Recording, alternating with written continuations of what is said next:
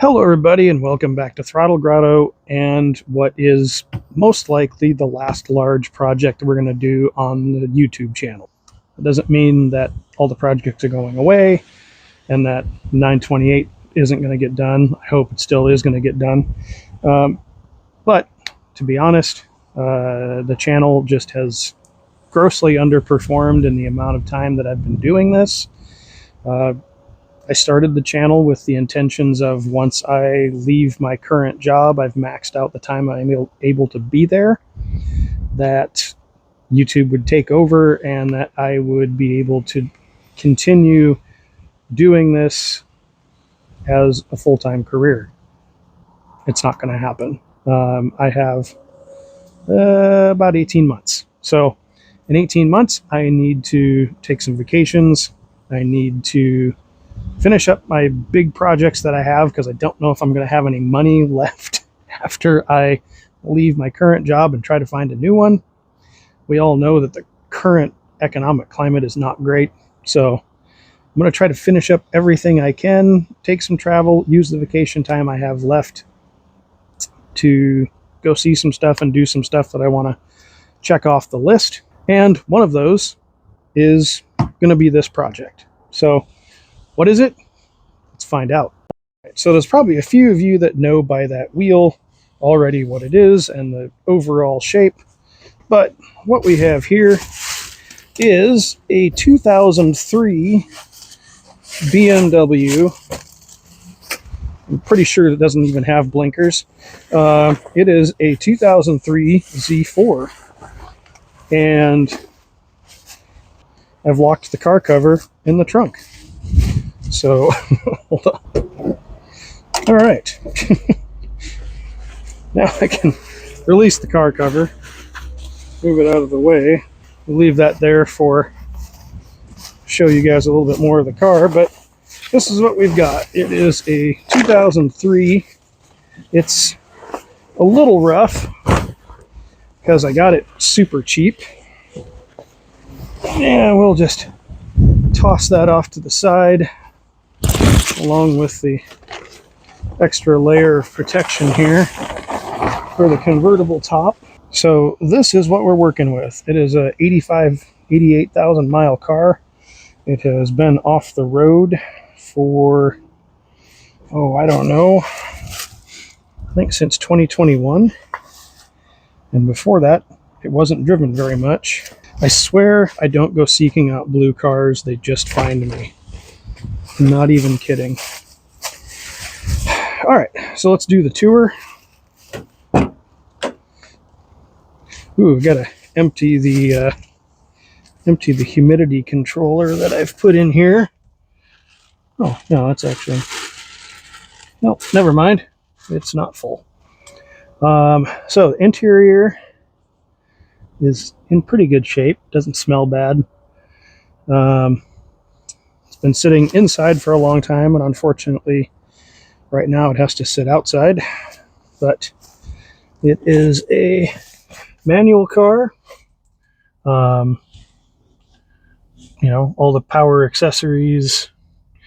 So one of the, well, we'll start at the back.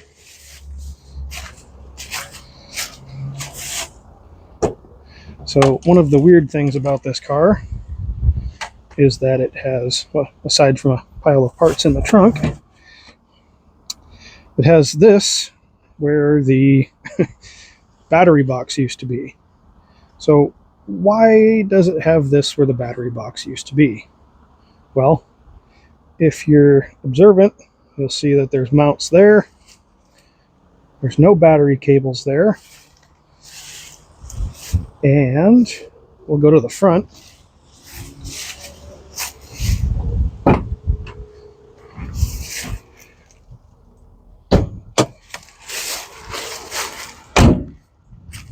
This is where you would expect to find a large 6-cylinder engine. Instead, we have a large electric motor.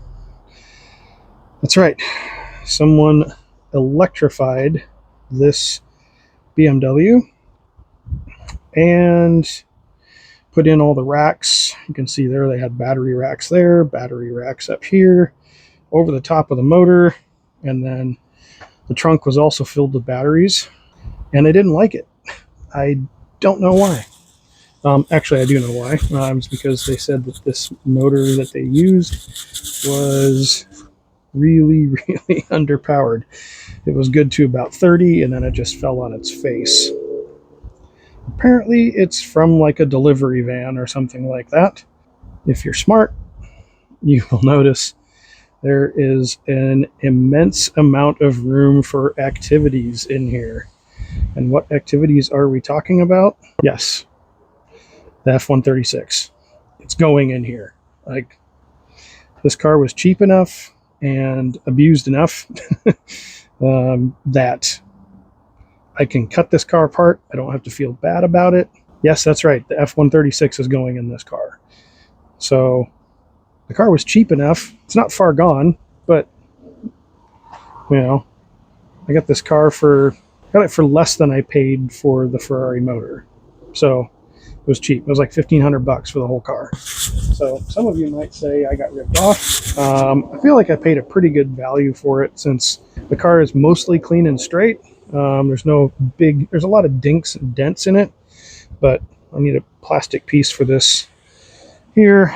But like overall, it's straight, it's clean. The top is usable. I'm not a fan of the tan. It doesn't have, like it's got some honesty marks here on the grill. It looks like somebody drugged something over the front bumper a few times, but it hasn't been wrecked. It's got xenon headlights.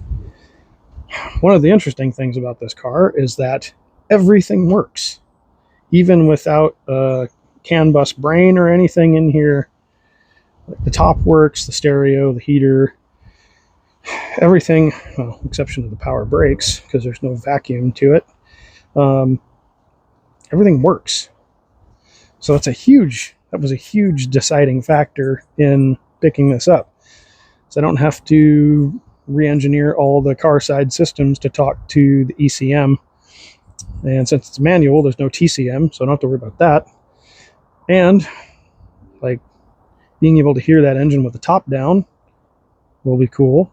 And these cars are underrated. They've really gotten super cheap. Like I've seen runners and drivers for $4,500. It's still a good looking car, aside from dents, dings, and scratches. And I didn't really need another blue car in my life. But here we are. But also that means like it's cheap enough that I can wrap it if I want to wrap it. Like I don't have to worry about preserving this car at all. Unlike the Z32 or the 928, where there's some value to it. The value on these cars is pretty well tanked. And I don't have a battery to put in here to like show you the mileage on the cluster, but yeah, it's got heated seats, stereo, pretty good driving position. It's comfortable, and it will need, some stuff just because it's older, like this door seal needs to be glued back together or replaced, little things like that. But I think overall, once we get some polish on this, I do have a different set of seats that I'd like to try in here. Hopefully those work. Otherwise, these are clean and usable, and they're heated, so that's nice. So this is it. This is probably the last big project we're going to do on the channel.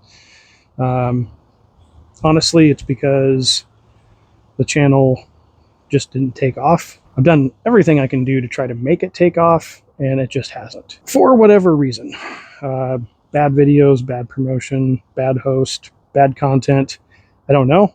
Once my job changes, I'm just not going to have the time or the money to do this as frequently anymore. So I definitely appreciate all of you that have subscribed and liked and commented on all the videos, told your friends, done all those things. Yeah, I just haven't done enough. So it's a little disheartening, but we're going to go out with a bang with this car and hopefully make it into some kind of supercar-ish. a super version of the Z4 maybe. And right now it's outside because I don't have room inside. I've been trying to find room locally to store a car over the winter so that I can get this inside and start working on it. But I haven't had much success. Coming soon, the Z4 will be inside and I'll be working on it one way or another. And that one way or another, maybe the 928 comes outside and goes under the tarp for the winter. So let me know what you think of my plan. Do you like the Z4? Do you hate it? do you enjoy seeing another electric car turned back to internal combustion? Let me know. In the meantime, I have some parts I need to shop for this car specifically. I've got some stuff to move around. So if you haven't subscribed, please do. I really, really would like to see 5,000 by the end of the year, which is not realistic of a number, but I still think attainable. We'll see. So that's all from this time from Throttle Grotto. Until next time, get out there and work on something.